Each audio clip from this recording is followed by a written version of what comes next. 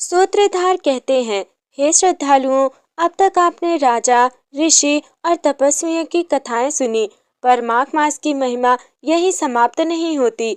यह अध्याय बताता है कि यदि भाव शुद्ध हो तो साधारण गृहस्थ भी मोक्ष का अधिकारी बन सकता है। सरयू नदी के तट पर एक छोटा सा गांव था। नाम था शांतिपुर। वहां ना कोई राजा रहता था, ना कोई बड़ा तपस्वी। वहां रहते थे साधारण किसान, स्त्रियां और बच्चे। उसी गांव में रहता था एक निर्धन गृहस्थ। नाम था माधव। माधव दिन भर खेतों में श्रम करता, संध्या को घर लौटकर अपनी पत्नी और वृद्ध माता की सेवा करता। धन कम था, पर मन में छल नहीं था। उसकी पत्नी सुलोचना अत्यंत श्रद्धालु थी। एक दिन गांव में एक वृद्ध साधु आए। उन्होंने कहा, हे ग्रामवासियों, माघ मास आने वाला है। जो इस मास में श्रद्धा से स्नान, दान और हरि नाम करेगा, वो जन्म जन्मांतर के बंधन काट देगा। माधव ने हाथ जोड़कर पूछा, महाराज, मेरे पास ना धन है ना समय, क्या मेरे लिए भी कोई मार्ग है? साधु मुस्कुराए। साधु बोले, वत्स, माघ मास धन नहीं, भाव देखता है। यदि तू ठंड में कांपते हुए भी नदी में उतर जाए, एक दिया जलाकर हरि नाम ले ले, तो समझ कि तेरा जीवन सफल हो गया। माधव ने उसी क्षण मन में संकल्प लिया, इस माघ मास में चाहे शरीर थक जाए, पर भक्ति नहीं छोड़ूंगा। उसकी पत्नी सुलोचना ने कहा, यदि आप करेंगे तो मैं भी आपके साथ करूंगी। माघ मास की प्रथम भोर शीत इतनी तीव्र थी कि नदी से धुआं सा उठ रहा था। माधव, उसकी पत्नी और वृद्ध माता तीनों सरयू तट पर पहुंचे। माधव के मुख से निकला, हे प्रभु, यह स्नान नहीं, मेरा समर्पण है। तीनों ने स्नान किया। उस दिन के बाद माधव के मन का भय कम होने लगा। घर में शांति बढ़ने लगी। अभाव वही था, पर असंतोष चला गया। सूत्रधार कहते हैं, यही माघ मास का पहला चमत्कार होता है। परिस्थिति नहीं बदलती, परंतु दृष्टि बदल जाती है। सूत्रधार कहते हैं, हे भक्तों, जिस मार्ग पर ईश्वर स्वयं ले जाते हैं, उसी मार्ग पर सबसे पहले परीक्षा आती है। माधव और सुलोचना के जीवन में भी अब वही क्षण आने वाला था। माघ मास का गहराता गया। शीत दिन ब दिन तीव्र होती चली गई। माधव प्रातः अंधकार में उठता, नदी तक जाता और कांपते शरीर के साथ स्नान करता। कई बार उसके होंठ नीले पड़ जाते, पर मुख से बस यही निकलता, हरी हरी। गांव के कुछ लोग हंसते हुए कहते, अरे माधव, इस ठंड में जान दे देगा क्या? भूखे पेट स्नान करने से भगवान नहीं मिलते। कोई कहता, भक्ति से पेट नहीं भरता। पर माधव ना उत्तर देता और ना ही क्रोध करता। सुलोचना अपने पति के लिए ऊनी कपड़े सुखा कर रखती, गंगा जल से तुलसी सींचती और दीप जलाकर प्रार्थना करती, हे नारायण, मेरे पति की श्रद्धा की रक्षा करना। एक दिन माधव स्नान करके लौट रहा था। तभी रास्ते में उसे तीव्र चक्कर आया। वो भूमि पर गिर पड़ा। कुछ ग्रामीण आए, पर किसी ने हाथ नहीं बढ़ाया। एक ने कहा, ये सब इसी व्रत का फल है। सुलोचना दौड़ती हुई आई। उसने माधव का सिर गोद में रखा और आंसू बहाते हुए कहा, प्रभु, यदि ये भक्ति अपराध है तो दंड मुझे दो, पर इन्हें बचा लो। उसी क्षण माधव ने आंखें खोली। उसके मुख पर शांति थी। उसने धीरे से कहा, सुलोचना, मैंने जल में एक दिव्य प्रकाश देखा। माधव ने कहा, जब मैं गिरा तब ऐसा लगा किसी ने मुझे थाम लिया हो। सूत्रधार कहते हैं, जब भक्त का शरीर हारता है, तब ईश्वर स्वयं उसे संभालते हैं। उस दिन के बाद माधव ने और दृढ़ता से कहा, अब ये व्रत जीवन रहे या ना रहे, टूटेगा नहीं। गांव वालों को अब भय होने लगा। सूत्रधार कहते हैं, हे श्रोताओं, ईश्वर को ना धन आकर्षित करता है, ना कोई पद। उन्हें केवल अडिग श्रद्धा प्रिय होती है। माधव की भक्ति अब उसी सीमा को छू चुकी थी।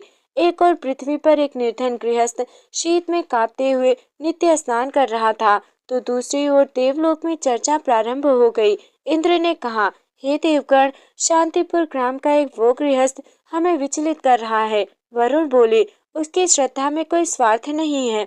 नारद मुनि वीणा बजाते हुए बोले, जिस भक्ति में याचना नहीं होती, वही सबसे कठिन होती है। देवताओं ने निर्णय लिया कि इस भक्त की अंतिम परीक्षा ली जाएगी। एक दिन जब माधव स्नान कर लौट रहा था, आकाश अचानक बादलों से घिर गया। शीत और तीव्र हो गई। उसकी वृद्ध माता भारी ज्वर से ग्रस्त हो गई।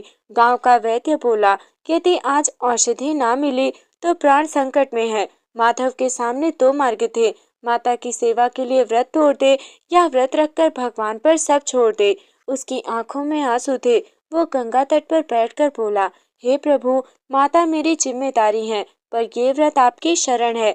माधव ने पहले माता के चरण धोए, उन्हें तुलसी जल पिलाया और फिर कहा, माँ, आज जो होगा वही हरि की इच्छा होगी। उसने व्रत नहीं छोड़ा, पर माता की सेवा में कोई कमी भी नहीं की। सुलोचना ने घर के द्वार पर दीप जलाया और रोते हुए कहा, यदि ये भक्ति सच्ची है तो चमत्कार होना ही होगा। उसी क्षण एक तेजस्वी वैद्य के रूप में धन्वंतरी प्रकट हुए। उन्होंने माता को औषधि दी। कुछ ही समय में ज्वर उनका उतर गया।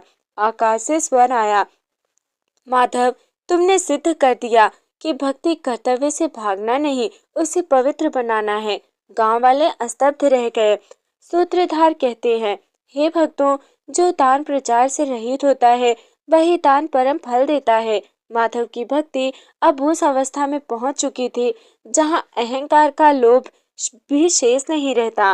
माघ मास का अंतिम सप्ताह चल रहा था। शीत चरम पर थी। ग्रामवासी अपने घरों में दुबके थे। माधव प्रतिदिन की भांति गंगा स्नान कर लौट रहा था कि उसने मार्ग में एक वृद्ध को कांपते देखा। वो वृद्ध फटे वस्त्रों में था, हाथ कांप रहे थे और मुख से केवल करुणा झलक रही थी।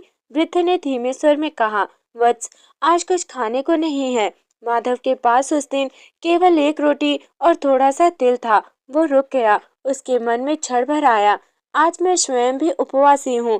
फिर उसने भीतर से आवाज सुनी, अतिथि नारायण है। माधव ने बिना किसी को बताए अपनी रोटी और तिल वृद्ध को दे दिया। उसने सिर झुकाकर कहा, क्षमा करें, मेरे पास इससे अधिक नहीं है। वृद्ध की आंखें भर आईं। अचानक वृद्ध का शरीर प्रकाश से भर गया। वो भगवान विष्णु के रूप में प्रकट हुए। माधव भूमि पर गिर पड़ा। भगवान बोले, माधव, तुमने वो दान किया है जिसे देवता भी दुर्लभ मानते हैं। माघ मास में भूखे को अन्न देना स्वयं मुझे भोजन कराने के समान है। भगवान ने कहा, इस जन्म में तुम दरिद्रता से मुक्त रहोगे और अंत में मेरे धाम को प्राप्त करोगे। प्रातःकाल जब ये समाचार फैला, पूरा गांव माधव के चरणों में नतमस्तक हो गया।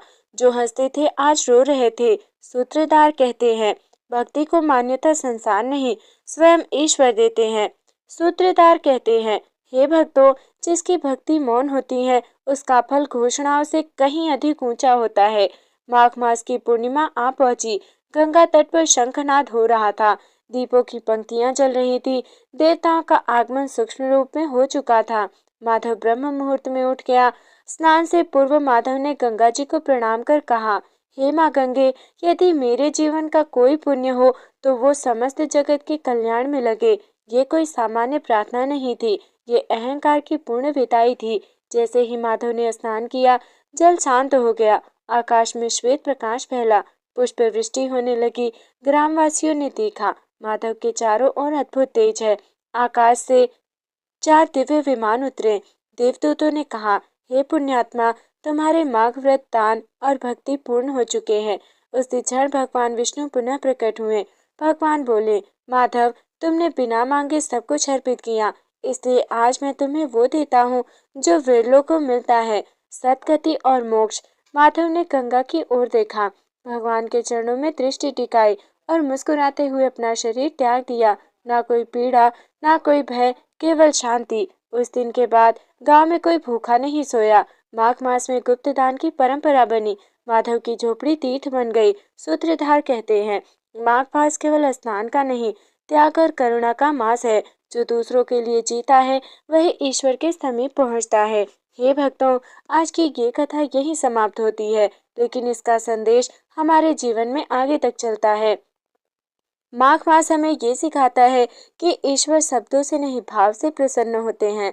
बड़ा दान वही है जो गुप्त रूप से किया जाए, और सच्ची भक्ति वही है जिसमें अहंकार का त्याग हो। जिस प्रकार साधारण सा भक्त माधव अपने त्याग, सेवा और विश्वास के कारण भगवान विष्णु के चरणों तक पहुंचा, उसी प्रकार यदि हम भी माघ मास में संयम रखें, सत्य और करुणा को अपनाएं और बिना किसी अपेक्षा के भक्ति करें, तो निश्चित ही भगवान की कृपा हमारे जीवन में भी बरसती है। भगवान से अंतिम प्रार्थना है, हे नारायण, हम सबको भी ऐसा ही हृदय दीजिए जिसमें दया हो, सेवा का भाव हो और अहंकार का नामो निशान ना हो। यदि ये कथा आपके हृदय को छू गई हो तो इसे दूसरों तक अवश्य पहुंचाइए, क्योंकि पुण्य बांटने से बढ़ता है। राधे राधे, जय श्री हरि। और भक्तों, शीघ्र ही माघ मास की अगली दिव्य कथा के साथ पुनः भेंट होगी। राधे राधे।